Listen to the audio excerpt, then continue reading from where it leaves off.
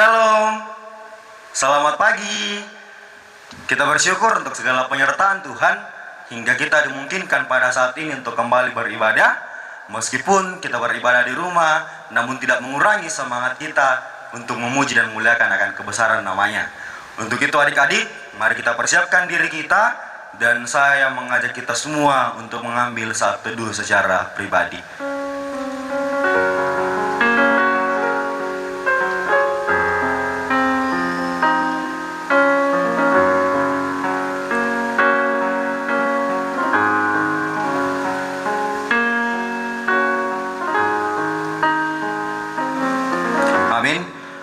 Mari kita datang kepada Tuhan, kita angkat pujian kepadanya. Mari kita bangkit berdiri dan kita menyanyikan hari ini harinya Tuhan.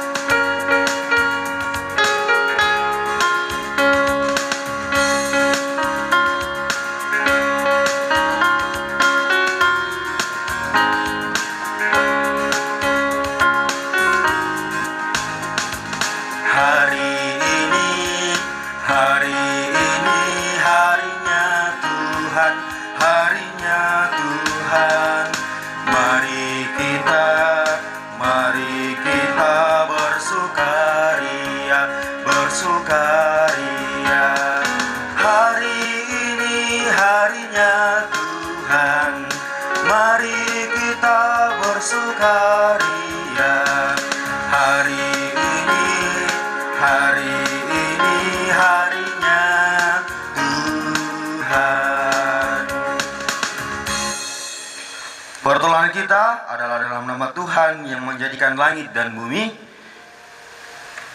Salam kepadamu dari segala orang kudus.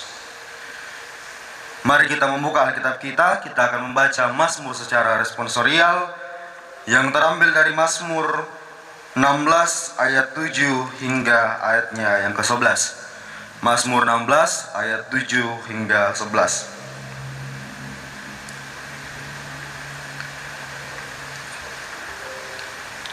Mazmur 16 ayat 7 hingga 11 firman Tuhan.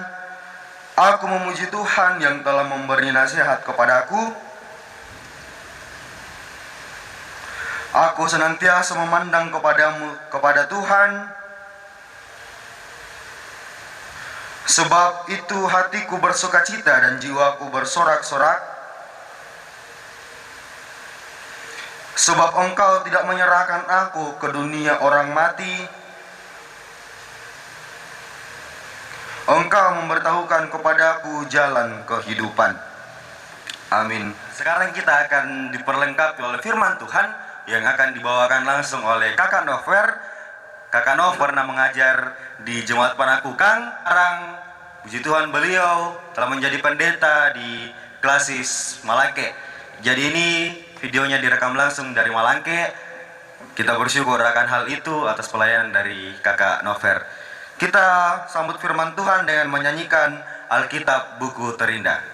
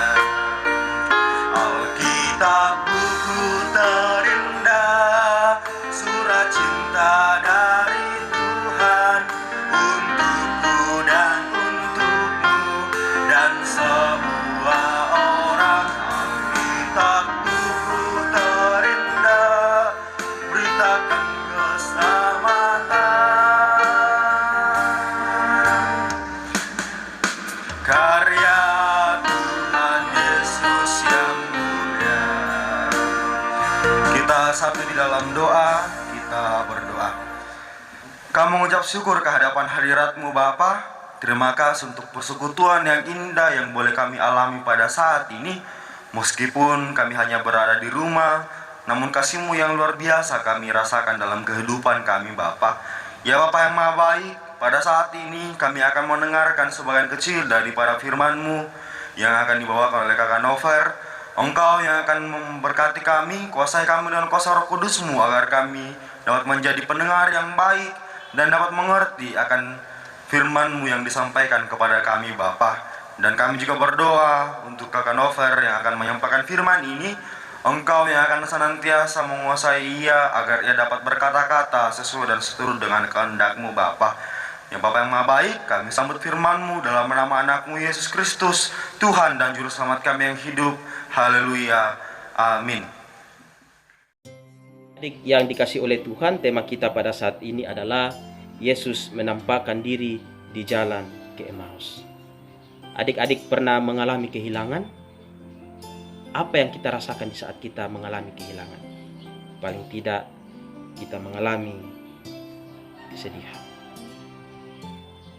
Kesedihan karena kehilangan ini pula lah yang dialami oleh dua murid Tuhan Yesus yang berada dalam perjalanan menuju ke Emmaus. Mereka merasakan kesedihan karena mereka mengalami kehilangan seorang yang menjadi tumpuan harapan mereka, yang mereka yakini sebagai nabi, yang mereka yakini sebagai orang yang penuh dengan kuasa, yang mereka yakini sebagai Mesias atau Juru Selamat. Siapakah sosok itu yang menjadi tumpuan mereka? Tuhan Yesus. Tetapi bagi mereka, kini menaruh harapan pada Yesus tidak ada gunanya lagi.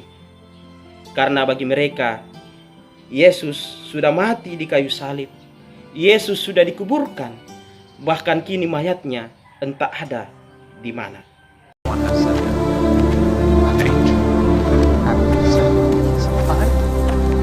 What manner of communications are these that ye have one to another, as ye walk and are sad? Art thou only a stranger in Jerusalem, and hast not known of the things which are come to pass there in these days? What things? Concerning Jesus of Nazareth, which was a prophet, mighty in deed and word before God and all the people, and how the chief priests and our rulers delivered him up to be condemned to death and have crucified him.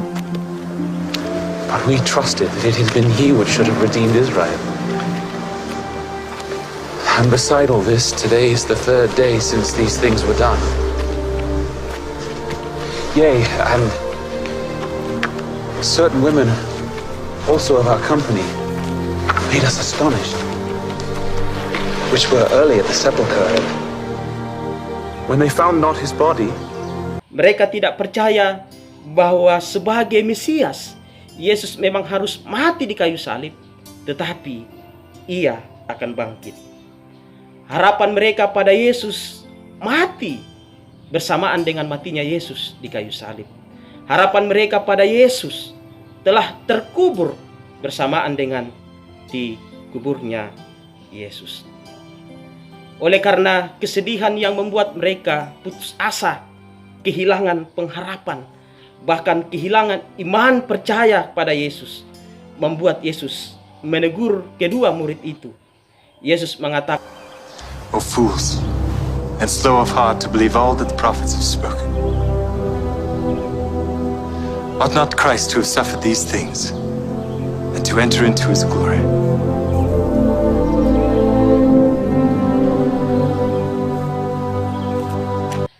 Adik-adik remaja yang dikasih oleh Tuhan, apa yang mau dikatakan oleh Yesus kepada kedua orang murid ini melalui ayat 25 dan 26. Pertama, Yesus memang benar-benar harus mati di kayu salib. Tetapi Yesus yang mati di kayu salib itu adalah Yesus yang akan bangkit. Dan Yesus yang bangkit itu adalah Yesus yang sesungguhnya sedang bersama-sama kedua murid itu di dalam perjalanan menuju ke Emmaus. Tetapi karena kesedihan, karena keputusasaan, dan karena kehilangan pengharapan, mereka dikatakan dalam pembacaan kita tidak dapat mengenal Tuhan Yesus. Tetapi sesungguhnya Yesus yang mati adalah Yesus yang bangkit, dan Yesus yang juga hadir bersama-sama menemani mereka dalam perjalanan menuju ke Emmaus. Adik-adik remaja yang dikasihi oleh Tuhan Yesus, dan firman Tuhan bagi kita saat ini. Pertama, Yesus benar-benar bangkit mengalahkan maut dan kematian, dan kepadanya lah kita tetap harus menaruh percaya dan harapan.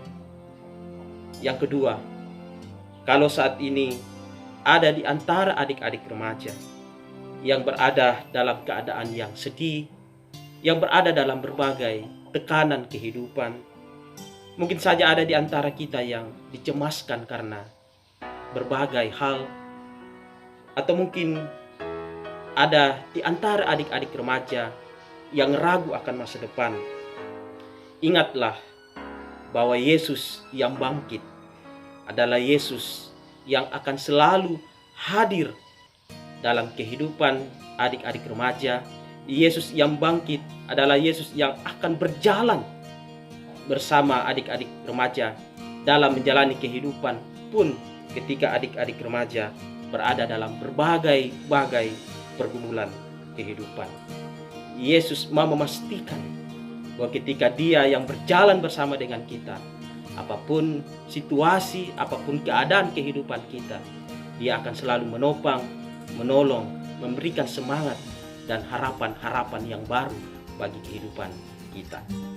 Yang ketiga, Tuhan Yesus yang bangkit adalah Tuhan yang juga mau hadir selalu, memberikan kekuatan, menghiburkan kita melalui firman-Nya di dalam Alkitab. Oleh karena itu adik-adik remaja, tekunlah selalu untuk membaca, merenungkan, dan melakukan firman-Nya. Percayalah, firman-Nya yang kita tekuni untuk kita baca, renungkan, dan lakukan ini akan menjadi penopang kehidupan dalam berbagai pergumulan kehidupan kita.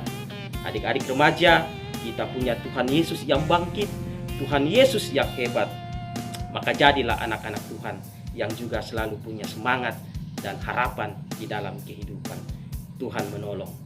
Amin. Firman Tuhan yang kita baca dan renungkan hari ini dipilih dari kitab Injil Lukas pasal 24 ayat 15 hingga ayat yang ke-27. Firman Tuhan berbunyi, ketika mereka sedang bercakap-cakap dan bertukar pikiran, datanglah Yesus sendiri mendekati mereka. Lalu berjalan bersama-sama dengan mereka. Tetapi ada sesuatu yang menghalangi mata mereka, sehingga mereka tidak dapat mengenal Dia. Yesus berkata kepada mereka, apakah yang kamu percakapkan sementara kamu berjalan? Maka berhentilah mereka dengan muka muram. Seorang dari mereka, namanya Kleopas, menjawabnya, adakah engkau satu-satunya orang asing di Yerusalem yang tidak tahu apa yang terjadi di situ pada hari-hari belakangan ini? Katanya kepada mereka, apakah itu? Jawab mereka, apa yang terjadi dengan Yesus orang Nazaret? Dia adalah seorang nabi yang berkuasa dalam pekerjaan dan perkataan di hadapan Allah dan di depan seluruh bangsa kami. Tetapi imam-imam kepala dan pemimpin-pemimpin kami telah menyerahkan Dia untuk dihukum mati, dan mereka telah menyalibkannya. Padahal kami dahulu mengharapkan bahwa Dialah yang datang untuk membebaskan bangsa Israel. Tetapi sementara itu telah lewat 3 hari sejak semuanya itu terjadi. Tetapi beberapa perempuan dari kalangan kami telah mengejutkan kami. Pagi-pagi buta mereka telah pergi ke kubur dan tidak menemukan mayatnya. Lalu mereka datang dengan berita bahwa telah kelihatan kepada mereka malaikat-malaikat yang mengatakan bahwa ia hidup. Dan beberapa teman kami telah pergi ke kubur itu dan mendapati bahwa memang benar yang dikatakan perempuan-perempuan itu, tetapi dia tidak mereka lihat. Lalu ia berkata kepada mereka, "Hai kamu orang bodoh, betapa lambannya hatimu, sehingga kamu tidak percaya segala sesuatu yang telah dikatakan para nabi. Bukankah Mesias harus menderita semuanya itu untuk masuk ke dalam kemuliaannya?" Lalu ia menjelaskan kepada mereka apa yang tertulis tentang dia dalam seluruh kitab suci, mulai dari kitab-kitab Musa dan segala kitab nabi-nabi. Demikianlah sabda Tuhan, terpujilah Kristus, haleluya, amin. Adik-adik, tadi kita sudah mendengarkan firman Tuhan yang dibawakan oleh Kakak Nover. Nah, Kakak berharap firman yang didengarkan itu tidak berlalu begitu saja, tetapi boleh menjadi pedoman dalam langkah kehidupan kita semuanya.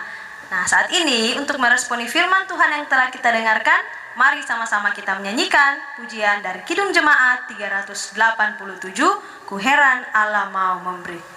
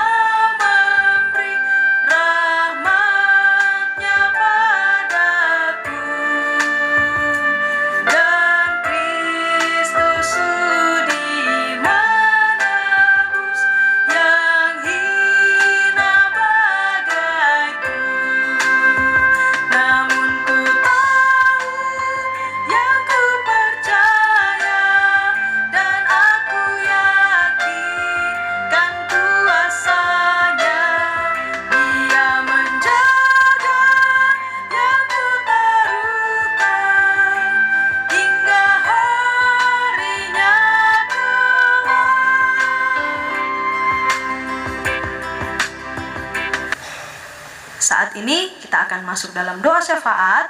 Mari semuanya dalam sikap doa, mari kita berdoa. Tuhan Yesus, terima kasih Engkau telah memberkati kami semua dalam ibadah kami. Biarkanlah ya Tuhan apa yang kami lakukan berkenan di hadapan-Mu. Dan saat ini ya Tuhan, kami berdoa untuk kami semua yang saat ini karena kondisi sekarang ya Tuhan yang mengharuskan kami melakukan semua kegiatan di rumah. Berkati kami semua ya Tuhan, walaupun kami harus belajar di rumah, berikan semangat, kekuatan, dan kesehatan selalu kepada kami, agar kami boleh melakukan semuanya seturut dengan kehendak Tuhan. Dan saat ini juga ya Tuhan, kami berdoa untuk orang tua kami, berkati mereka ya Tuhan, berikan selalu kesehatan kepada mereka, agar mereka dapat membimbing kami seturut dengan kehendak Tuhan. Kami juga berdoa untuk guru-guru sekolah minggu kami yang setia mengajar kami ya Tuhan dengan berbagai cara, berikan selalu mereka juga kekuatan, kesehatan dalam setiap kesibukan mereka, dan biarkanlah apa yang mereka lakukan dapat seturut dengan kehendak Tuhan dan hanya demi hormat dan kemuliaan akan nama Tuhan. Saat ini ya Tuhan, kami juga berdoa untuk bangsa dan negara kami di tengah wabah virus corona ini ya Tuhan. Kiranya Engkau memberkati kami semua, memberikan kekuatan kepada kami, memberkati pemerintah kami ya Tuhan, agar segala usaha yang dilakukan boleh menghentikan virus ini ya Tuhan. Berkati para ilmuwan agar segera mendapatkan obat untuk memulihkan keadaan ini. Dan biarkanlah ya Tuhan kehidupan kami boleh kembali seperti semula, dan kami boleh menjalani kehidupan yang normal kembali, dan itu semua karena Engkau yang memberkati. Tuhan, ini doa kami, dan bersyukur kami masih boleh beribadah pada saat ini. Dalam nama Tuhan Yesus yang telah mengajar kami berdoa bersama-sama demikian. Bapa kami yang ada di sorga, dikuduskanlah namamu, datanglah kerajaan-Mu, jadilah kehendak-Mu di bumi seperti di sorga. Berikanlah kami pada hari ini makanan kami yang secukupnya, dan ampunilah kami akan kesalahan kami, seperti kami juga mengampuni orang yang bersalah kepada kami. Dan janganlah membawa kami ke dalam pencobaan, tetapi lepaskanlah kami daripada yang jahat. Karena Engkaulah yang mempunyai kerajaan dan kuasa dan kemuliaan sampai selama-lamanya. Amin. Nah, adik-adik, mari semua bangkit berdiri. Kita akan menerima petunjuk hidup baru yang akan menuntun kehidupan kita sepanjang seminggu ini, yang terambil dari Mazmur 16 ayat yang pertama hingga ayatnya yang kedua. Jagalah aku ya Allah, sebab padamu aku berlindung. Aku berkata kepada Tuhan, Engkaulah Tuhanku, tidak ada yang baik bagiku selain Engkau. Untuk mengakhiri ibadah kita, mari kita terima berkat Tuhan. Kiranya Allah mengasihi kita dan memberkati kita. Kiranya Dia menyinari kita dengan wajah-Nya. Amin. Demikianlah ibadah kita, dan kakak berharap kita semua tetap sehat. Ingat anjuran pemerintah, tetap di rumah dan tetap jaga kesehatan. Tuhan Yesus memberkati.